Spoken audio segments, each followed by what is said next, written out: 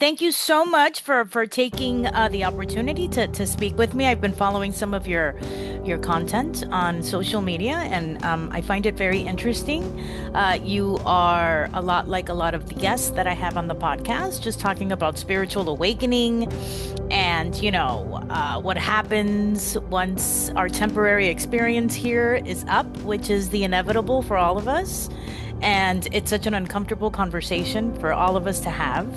And I believe that we kind of need to shift away from that and just understand that it's just the process of life, and everything that's happening, it's happening in our highest good and for our best purpose, right? And once we operate from that viewpoint, the world is not as hard as we make it out to be in our own heads, right? And I speak for myself when I say that.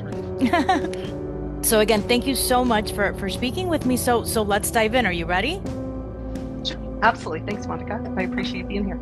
Okay, so when did you first realize your connection to the spirit world wasn't just your imagination, right? Because so many times, those of us that are trying to awaken and right have that spiritual intuition like activate and kick in.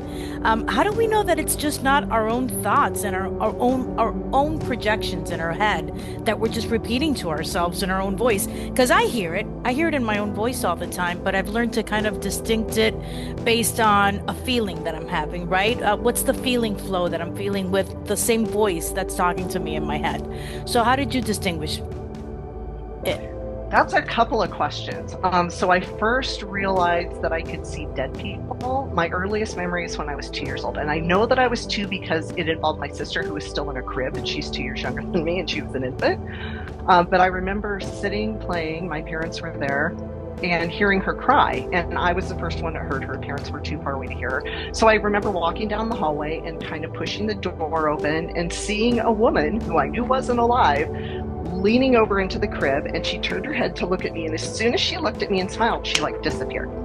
And I remember like running down the hall trying to tell my parents there's somebody in there, but I was two. Obviously, they're not going to understand what I was saying. I just got goosebumps all over my body when you just said that story, by the way, because they do say that children are the ones that are closest to the spirit world, right? And it's within those ages of like when we're born to like 3, 5 years old, where we have that really, really strong intuitive connection to the spirit world. So it's easier for children to communicate or for them to communicate with them, right?